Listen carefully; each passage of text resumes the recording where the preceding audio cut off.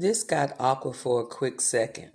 One of the straight dudes at the Breakfast Club told Charlemagne he'd be watching Santana's twerk video, so he brought him in during the interview. Hey y'all, it's me again, Delightful Soul. I hope everybody out there is doing well, and I appreciate you for checking out my channel, checking out my content, and let's get right into the story. So go ahead and like this video, comment, share if you care, and subscribe.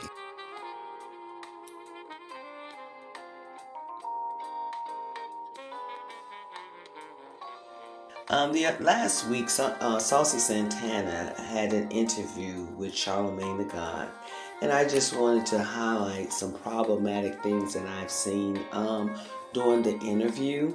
But first of all, I want to congratulate Saucy Santana on his RCA record deal. I hope that he just keep it real as he did on this interview and keep his creativity. Well, the problem I have with this situation is that on this show, Charlemagne knowingly has a straight employee works there that he brought onto the interview to meet Saucy Santana, and the employee must have expressed at one point that he liked Saucy Santana's twerk videos or his videos. And this is what happened. I want you to meet somebody, Saucy. Let him in. Oh gosh. Oh, you gotta hit that, yeah. This is Art. He's a youngin' here at the radio station. What's up? He really enjoys Why your you call twerk Art? videos because Art told him. You're bugging the fuck out. I'm not lying. I'm dead serious. Art really enjoys, right, Brandon? Right? Huh? Art enjoys your twerk video. He actually said to the room, he was like, y'all don't be watching Saucy Santana twerk videos? You enjoy them? Entertainment. I thought it was funny. Okay. It's real. Oh. You're bugging the fuck out. Yeah, I don't even know why he did that. I just wanted him to be. You wanted to tell me I that? wanted you to have the same energy. You wanted to tell me that? Before you came, he was so excited. Now he acting like the cat Yeah, got his that's tongue. what I was saying. You acting shy. No, I'm not shy. I thought the videos are dope. I like it. Me twerking? It's Like- funny. It's entertainment, right? I'm just watching as entertainment. Like, what part you like? What? Like, what's your favorite move? Put him Like, on show the mic. us. Put him on the mic, Brandon. What's my favorite move? I mean, I'm not going to twerk. Now, see, my problem with that is that could have been negative reactions on both ends concerning the young man and Santana, Saucy Santana. Luckily enough, both were mature enough to handle this. And y'all know y'all been in an awkward situation before where someone has hooked you up with somebody you're not really interested in. They're cool, but you're just not interested in that. And, you know, to do it in that manner where there's people watching and around, it makes it a bit more awkward. So I think that Charlemagne was hoping that one of them would have a negative reaction or go, ugh, have that ugh moment where they wouldn't like either one. And that would have put a negative light on their character and who they are. We'll be talking about a whole nother subject as far as Saucy Santana being rude or that young man being rude to Saucy Santana. Because here's the deal. We don't know this young man and we don't know what his relationship is like privately. And to do that would just cause a whole bunch of problems. So here's some of the things that some people had said about this interview.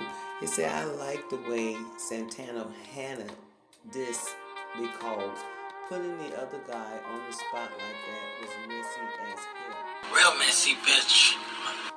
Someone else said that Santana has been ready for the spotlight for a long time. See how he switched that conversation up to a learning moment at the end. That's that media savvy stuff. And someone else said, I hate that y'all try to make straight men feel weird for enjoying Santana. Just like he said, he's a vibe. Thankfully it didn't phase Santana because he's so outgoing. But it put him in a tight spot too. Putting a man that self-describes as straight, closet or not, in that position usually leads to them being hostile toward the queer person to overcompensate their questioned sexuality. Let's start with the last one, but this one seems very interesting. This person says, love how Santana handled this. He saw the underlying messiness that was trying to happen and turned it around as a way to promote the inclusivity of his music. And someone else, here we go. I love Santana's media training. He's always remained really respectful, even when being tried. And I don't even think that's media training. I just think that's his personality. Some people knows how to be unbothered by your messiness, and they know when they want to be a part of it. Totally agree. I love how Santana paid it and spun it. To anybody can be a fan. Undeniable. Period.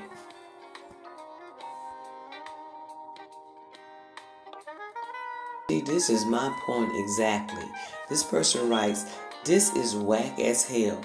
We gotta progress past the need for this weird A show. Santana, but he shouldn't have to make this the point because Charlemagne tried to shame that man. And that's my point exactly. I believe that Charlemagne wanted a negative reaction for later conversation from either Santana, Saucy Santana, or that young man on the show. It's like you're throwing something of value out there, and what it is those young men' reputation, and you wanted to see what type of drama could you stir up, and that is very concerning in a man, quote unquote man. So, and that gives me. Charlemagne tried to be so in touch with his masculinity that he could joke and often joke with another man about sexuality on the show. It kind of get annoying at times. It's not that it's every now and then. I can guarantee you every single day on The Breakfast Club you would hear some type of sexual innuendo against or toward DJ Envy. Now, where I'm from, whether you're gay or straight, men are respectful, especially when it comes to discussing other men's private parts. I don't hear of too many men openly talking, suggesting, or giving gifts in reference to another man's private part. Now, I've heard of some brothers sharing some Viagra, whatever the case may be, but to talk about your anatomy, make jokes in reference to it often, that is a little bit concerning. And of course, DJ Envy goes along with it in many cases. The problem is that these men have families. I think both of them have at least a son. And could you imagine your children? And I know you're providing and doing things to provide for your children, but is there a line? Is there a line where you would not cross to embarrass yourself and to embarrass your family? And just like somebody said, just because you like Saucy Santana or Lil Nas X or other artists, that doesn't necessarily mean that you're straight or gay. A lot of songs have a lot of nice beats, a lot of nice lyrics, and some people are drawn toward that, such as Little Richie and Little John. These people are known, I'm sure they have a spectrum of fans, and these two men are known for their music, their talents. And we don't know them. I mean, we know them for other things, but that's what we focus on. And when you talk about them, that's what most likely you will talk about. Their music and their art. And I do like to hear two black men have a good relationship and converse with each other about different topics and everything. But the playing and on this show before on the Breakfast Club, whereas when there's no good content to say in reference to someone, about someone, he becomes very insulting. But that only happens to a certain type of person, if you know what I mean. But anyway, so y'all let me know what you think about this particular topic. And is it great that Saucy Santana has a record deal with RCA, and we're going to celebrate that. But in the meanwhile, go ahead and leave your comments below. Subscribe, please, and like this video. Go ahead and comment on something that I left out, and go ahead and share if you care, okay? And as always, thank you for watching. Bye now.